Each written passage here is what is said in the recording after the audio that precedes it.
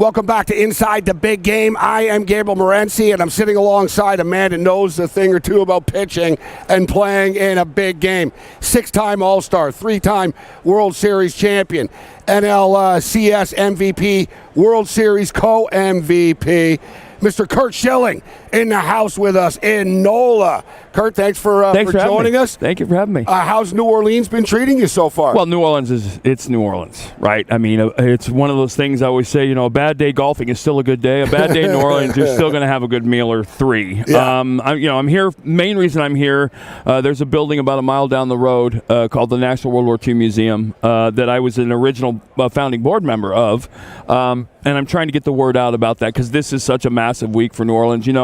The city 20 years ago was kind of Vegas East with the natural disasters and Katrina and everything. It's been decimated, and it's trying to get back on its feet, and this is going to be a monumental week for them. I really do enjoy the heritage and culture. You feel the history when you walk down the streets. You feel the history when you walk through. People think of Bourbon Street, but walking through the French Quarter, some of the side streets, the old restaurants, and the museums as well. Right. So you're encouraging people, don't just go to Bourbon Street, go check out the World War II Museum I would as tell well. you that I was in Arnhem, in the Netherlands for the 8th anniversary of the Battle of Arnhem in September of last year. The 60th. So you're a war and history World buff, War right? II is my passion in life next to baseball. This is the 25th anniversary of the World War II Museum's original opening. It'll be celebrated on June 6th of this year. History people, it's a no-brainer, and allocate 2 more hours than you were thinking about if you're going to go. To people that have a moderate to marginal interest, I would tell them it's almost a bucket list visit. When you're done, you're like, oh my God, like I would have killed myself for missing that. Yeah, you're glad you went, huh? Yeah. Because this, in this day and age, the arguments about the United States and its history, right?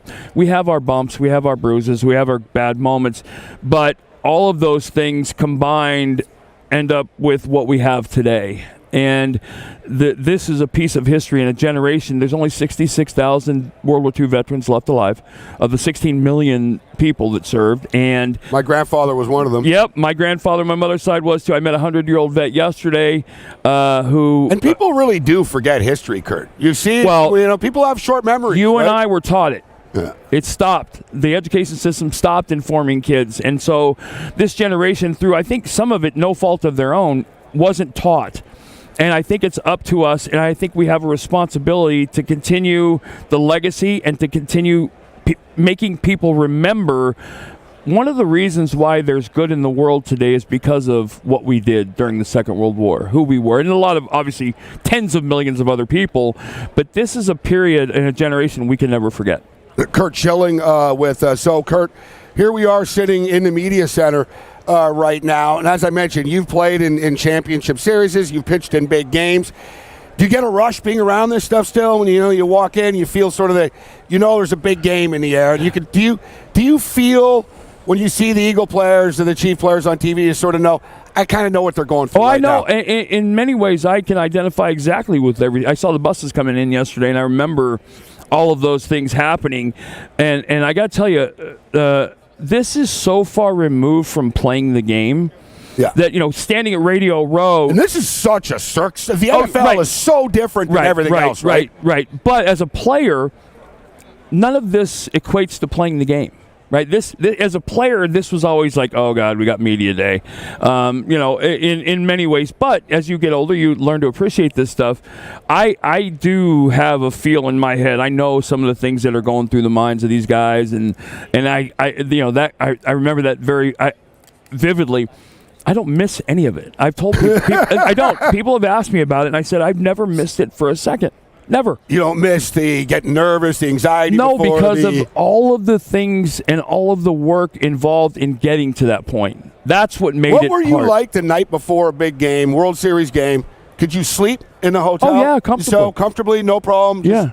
I mean, my wife might not be excited about telling the story, but my 4th child is a World Series accident, and he's now a United States Marine, so it turned out good. But so no, you don't believe in the boxing? No, I'm good. I'm ready. I said that last night to people. I was talking to a lot of the players at media night the other night, and I was saying, you can't overthink things. What you do in the regular season, you got to continue to do. Well, you right? can't. No, you have to be better. You have to get better. Yeah. I mean, when I played against a lot of players, April to September, who were better than me. October, they couldn't sniff my jock. Yeah, big difference. Huh? You have to. Yes, it's a different game, and if you can't accept that, then you're not one of the good ones. It is different. You have to play different. You have to elevate your game. If you're not comfortable doing that, you don't belong here. You've got to embrace the moment, right? Exactly. You got right. to live and understand, embrace.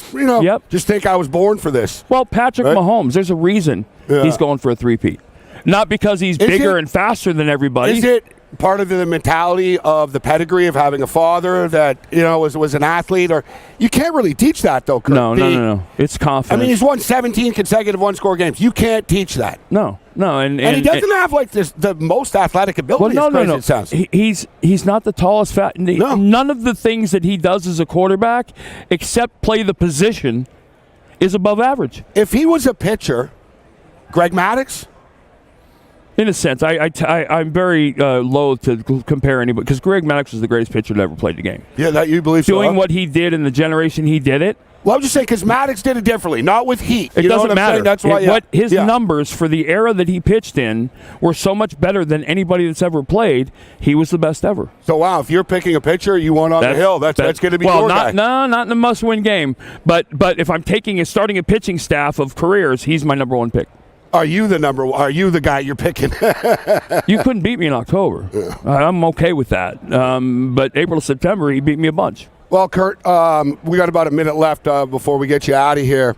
Hall of Fame, what's your feeling on this right now, moving forward? I don't have one. I mean, the ballot is what the ballot, but, I played with Hall of Famers. I played with guys like Dale Murphy who should be in the Hall of Fame. But the game owes me nothing. I mean, it gave the things the game gave me forever. I'll forever be indebted to it. If it happens, great. If it doesn't, I still have my rings, and I still have the respect of the men I played with and played against. I'm good. And before we get you out of here, you do want to get back into the game. I would love to be. You love so much the sport of baseball. Yes, I'm looking to do. I think I'm a decent color guy for the game.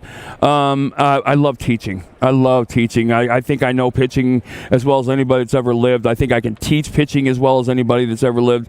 And I have a love of the sport that transcends all of the things a lot of people get involved with it for. Curt, thanks a lot for taking the time. Thank you. Enjoy New Orleans, Curt. Thank you. Thank you.